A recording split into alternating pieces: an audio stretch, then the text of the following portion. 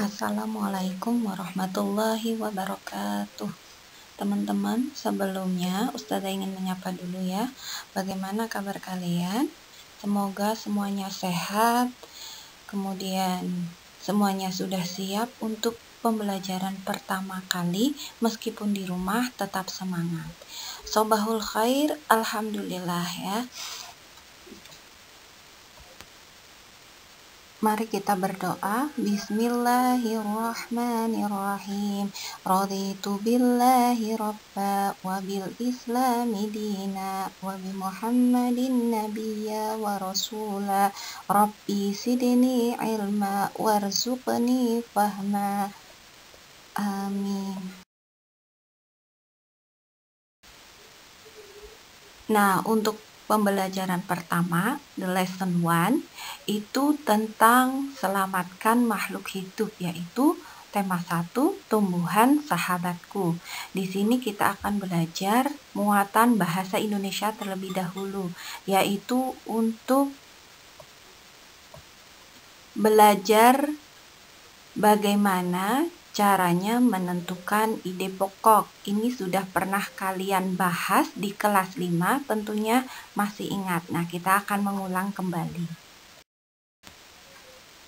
Silahkan siapkan buku tulisnya dan buka buku tematik pembelajaran pertama. Kalian masih ingat nggak ini siapa? Ini adalah Edo. Edo selama liburan mendapatkan tugas dari ibu guru untuk menemukan informasi baru. Nah, di sini Edo mengajak kalian untuk memperhatikan berbagai tumbuhan di sekitar.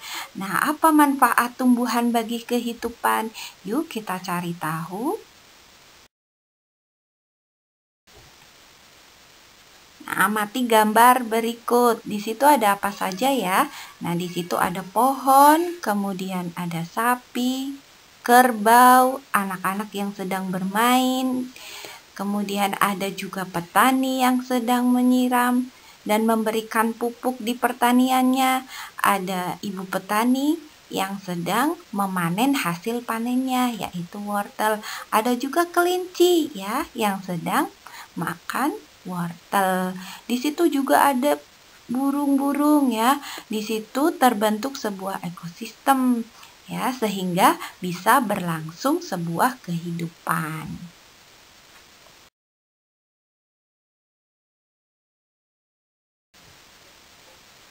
Dari gambar yang telah kalian amati tadi, coba buatlah 2 pertanyaan, tuliskan di buku kalian masing-masing. Nah, Ustazah kasih contoh. Yang pertama, apa saja manfaat tumbuhan? Kemudian yang kedua, tumbuhan bermanfaat untuk siapa saja? Bisa juga yang ketiga, apa yang terjadi ya jika tidak ada tumbuhan? Kalian bisa membuat pertanyaan lain yang berkaitan dengan tumbuhan sebagai sumber kehidupan. Kemudian dituliskan di buku kalian masing-masing. Setelah kalian membuat pertanyaan, coba tuliskan jawabannya juga di lembar di buku tulis kalian masing-masing.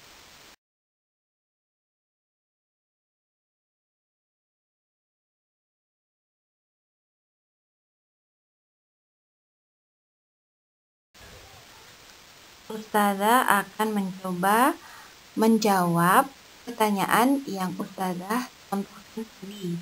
Yang pertama, manfaat tumbuhan bagi manusia antara lain sebagai sumber energi bagi manusia, kemudian sumber vitamin untuk menjaga kesehatan tubuh, contohnya banyak ya, wortel seperti yang ada di gambar tadi.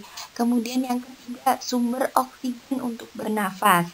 Jika kalian ingat, tumbuhan itu menghirup karbon dioksida, kemudian yang dihasilkan adalah oksigen, sehingga bisa kita gunakan untuk bernafas. Yang keempat, mengikat air tanah. Ini juga pernah kalian pelajari waktu kelas 5. Yang kelima, meneduh dan memperindah kehidupan di bumi. Coba bayangkan kalau tidak ada tumbuhan, mungkin sengatan matahari akan terasa begitu panas. Nah, manfaat tumbuhan bagi hewan yaitu sebagai sumber energi bagi hewan. Hewan juga membutuhkan makanan ya. Salah satunya hewan yang memakan tumbuhan atau bisa disebut dengan herbivora. Jadi bisa kita simpulkan, tumbuhan merupakan sumber bagi kehidupan manusia dan hewan. Tumbuhan adalah produsen penghasil cadangan makanan dan sumber oksigen untuk bernafas dan melindungi bumi dari sengatan sinar matahari. Nah, coba beberapa hal yang akan terjadi jika tidak ada tumbuhan adalah manusia dan hewan tidak memiliki sumber makanan dan bumi akan gersang sehingga kehidupan akan berakhir seperti planet-planet lain. Tidak ada kehidupan di dalam planet selain bumi. Setelah kalian memahami manfaat tumbuhan sebagai sumber kehidupan, ayo sekarang kita membaca. Nah, ini bisa kalian buka di buku siswa halaman 2. Bagaimana jagung berkembang biak? Nah, judulnya seperti itu. Kita lihat dulu ya gambarnya. Gambar di samping kanan adalah gambar jagung sejak dia ditanam sampai dia menghasilkan bunga. Ya. Nah, bagaimana jagung berkembang biak? Jagung merupakan salah satu tanaman yang dijadikan bahan makanan pokok di berbagai negara. Salah satunya Indonesia. Di Indonesia, penduduk Pulau Madura menjadikan jagung sebagai makanan pokoknya. Jagung merupakan salah satu tanaman penghasil karbohidrat yang sangat diperlukan oleh tubuh. Paragraf yang kedua, seorang petani jagung memulai pembiakan tanamannya dengan menanam biji jagung. Setelah 3-4 hari, bakal tanaman akan muncul di permukaan tanah. Tanaman jagung akan terus tumbuh menjadi besar. 3 hingga 3,5 bulan, buah jagung dapat dipanen oleh petani. Buah jagung yang berbentuk seperti tongkol pada mulanya berupa sekuntum bunga. Paragraf ketiga, bunga jagung memiliki helai-helai rambut halus pada bagian ujungnya. Pada helai rambut tersebut terdapat tepung sari. Tepung sari akan terbang terbawa angin ketika angin bertiup. Tepung sari yang terbawa angin sebagian akan jatuh di kepala putik yang terletak di bagian bawah bunga pada pohon jagung yang lain. Ketika itulah terjadi pembuahan. Paragraf keempat, setelah terjadi pembuahan, bunga jagung tersebut terus berkembang hingga menjadi buah jagung. Perkembangan itulah yang dapat diamati dari waktu ke waktu. Buah jagung akan siap dipanen ketika rambut jagung sudah berwarna kecoklatan dan bagian bawah tongkolnya sudah mengering. Apabila buah jagung tersebut dikupas akan memperlihatkan biji jagung yang kekuningan. Bagian yang dimakan oleh manusia adalah biji jagung. Paragraf terakhir, supaya jagung selalu tersedia sebagai bahan makanan manusia, maka petani jagung harus menanam kembali sebagian biji jagung dari hasil panen. Biji jagung yang tua dapat ditanam kembali. Dari sinilah akan dimulai lagi perkembangbiakan jagung.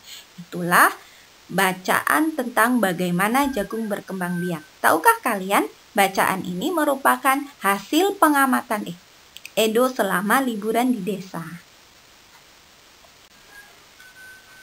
Nah, teman-teman juga bisa membuat laporan seperti yang Edo buat. Caranya masih ingat? Kita membuat ide pokok terlebih dahulu. Nah, setelah ide pokok itu dibuat, kemudian kita kembangkan menjadi kalimat utama. Setelah kalimat utama dibuat, kita membuat kalimat-kalimat penjelas.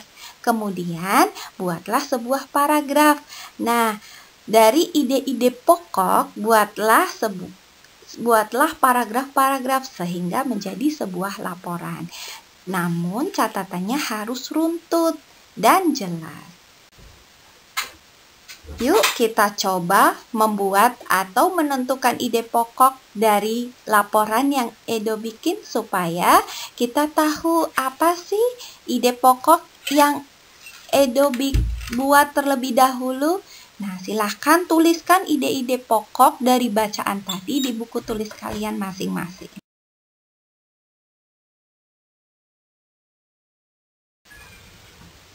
Masih ingat tidak apa itu ide pokok? Ustazah ulas kembali ya. Nah, ide pokok itu nama lainnya adalah gagasan utama. Bisa juga pikiran utama, pikiran pokok, gagasan pokok, atau pokok pikiran. Fungsi dari ide pokok adalah untuk mengembangkan kalimat-kalimat menjadi sebuah paragraf.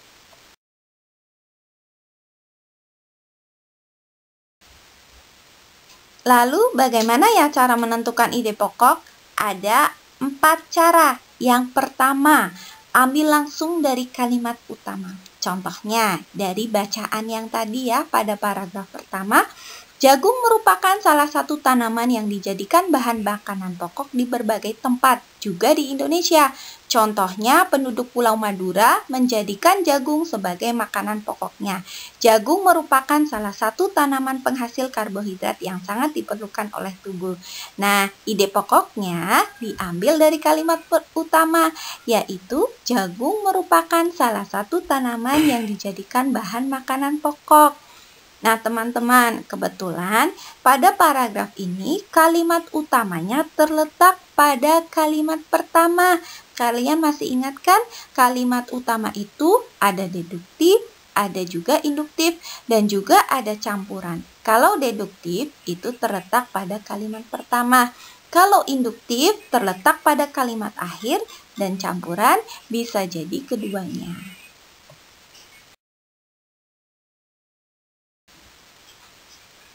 Cara yang kedua bisa dengan mengurangi kata dalam kalimat utama. Nah, dari kalimat utama tadi, jagung merupakan salah satu tanaman yang dijadikan bahan makanan pokok. Ide pokoknya bisa jagung sebagai bahan makanan pokok.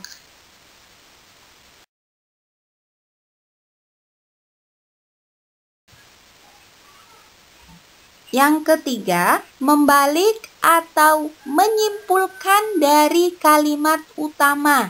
Ide pokok dari paragraf pertama tadi bisa menjadi jagung sebagai bahan makanan pokok atau jagung sebagai makanan pokok.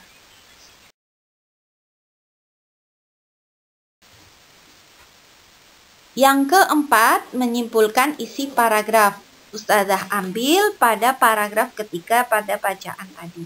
Bunga jagung memiliki helai-helai rambut halus pada bagian ujungnya. Pada helai rambut tersebut terdapat tepung sari. Tepung sari akan terbang terbawa angin ketika angin bertiup. Tepung sari yang terbawa angin sebagian akan jatuh di kepala putik yang terletak di bagian bawah bunga pada pohon jagung yang lain. Ketika itulah terjadi pembuahan. Nah, teman-teman, di sini kalimat utamanya yaitu pembuahan. Ketika itulah terjadi pembuahan. Tetapi ide pokok, kalau ide pokoknya kita ambil pembuahan, ini akan menghasilkan kata yang ambigu. Pembuahan pada apa? Sehingga kita harus menyimpulkan isi paragraf, yaitu ide pokoknya proses pembuahan tanaman jagung.